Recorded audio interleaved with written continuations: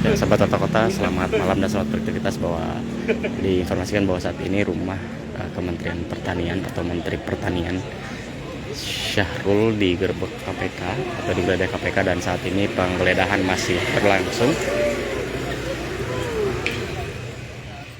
Pengamat politik dari Universitas Al-Azhar, Ujang Komarudin menanggapi terkait penggeledahan yang dilakukan penyidik Komisi Pemberantasan Korupsi, KPK, di rumah dinas Menteri Pertanian, Mentan, Syahrul Yassin Limpo, SYL. Ujang menilai, penegakan hukum yang dilakukan oleh KPK ini diduga sebagai upaya penggembosan pasangan Anies Baswedan dan Muhaimin Iskandar. Ujang menyatakan bahwasanya ada pihak yang mencoba menggembosi Anies Muhaimin dengan menyerang kader Nasdem yang menjadi menteri. Sebelum Mentan SYL, ada nama ex-Menkominfo Johnny G. Plate yang sudah terseret kasus hukum. Tak hanya kader Nasdem, Ketua Umum Partai Kebangkitan Bangsa, PKB, Muhaimin Iskandar atau Cak Imin juga pernah diperiksa KPK setelah ditunjuk menjadi bakal calon wakil presiden, Bacawa Pres, Koalisi Perubahan. Ujang menilai hukum masih menjadi instrumen yang ampuh menjadi alat politik untuk menghajar lawan politik. Menurutnya, cara tersebut dinilai lumrah di negara dunia ketiga seperti Indonesia. Namun begitu, Ujang memahami bisa saja penegak hukum memang memiliki bukti untuk mengusut kasus hukum terhadap kasus tersebut.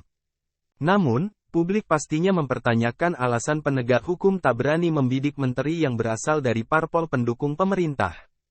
Oleh karena itu, Ujang pun mengharapkan bahwa penegakan hukum harus berjalan tanpa intervensi dari persoalan politik. Sebab saat ini, penegakan hukum dengan politik sudah berbeda tipis.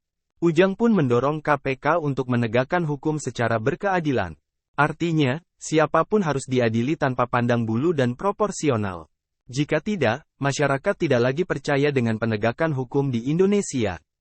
Sebelumnya, Komisi Pemberantasan Korupsi, KPK, memastikan bahwa kasus dugaan korupsi di Kementerian Pertanian, Kementan, sudah naik ke tahap penyidikan.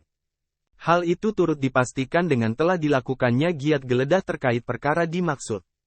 Kendati demikian, Johanis Tanak masih belum bisa mengungkapkan siapa saja yang dijerat sebagai tersangka dalam kasus ini. Adapun KPK telah menggeledah rumah dinas Menteri Pertanian, Mentan, Syahrul Yassin Limpo, SYL, di Widya Chandra, Jakarta Selatan, pada Kamis, tanggal 28 September tahun 2023.